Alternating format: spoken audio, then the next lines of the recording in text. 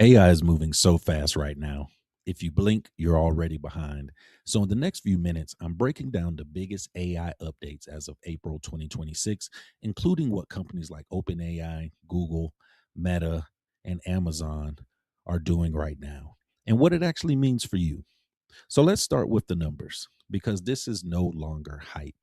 Over 75% to 88% of companies are now using AI in at least one business function. And in some industries, like marketing, up to 88% of teams are using AI daily. Even more important, AI usage inside organizations have nearly doubled in just 1 year, going from 22% to 40% adoption amongst professionals between the years of 2025 and 2026. This is one of the fastest technology adoption curves we've ever seen. Now, let's talk about OpenAI. Their latest models, what most people are calling GPT-5 level systems, are no longer just chatbots. They're being used as real work assistants. And the reason companies are adopting them so quickly is because of ROI. That's return on investment. Some enterprise studies are showing over a 300% return on investment from AI tools within the first 6 months. That is not small. This is why AI is now being embedded into workflows like reporting, customer service, and operations. The shift is simple. AI is moving from something you ask questions to something that actually helps you get work done. Now, look at what Google is doing. They're pushing aggressively into text to video AI with models like VO. At the same time, Google's AI search features have exploded. AI generated answers went from just 1% of search queries in 2024 to over 66% in 2025 for certain categories. That's a massive shift in how people interact with information. Instead of searching, people are now asking AI directly and getting full answers instantly.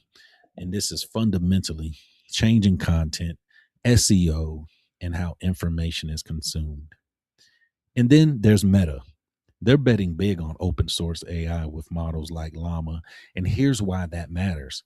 AI adoption is accelerating fastest where access is easiest.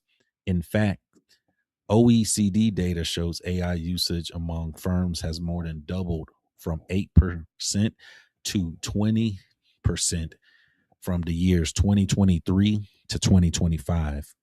Open source models are a big reason for that.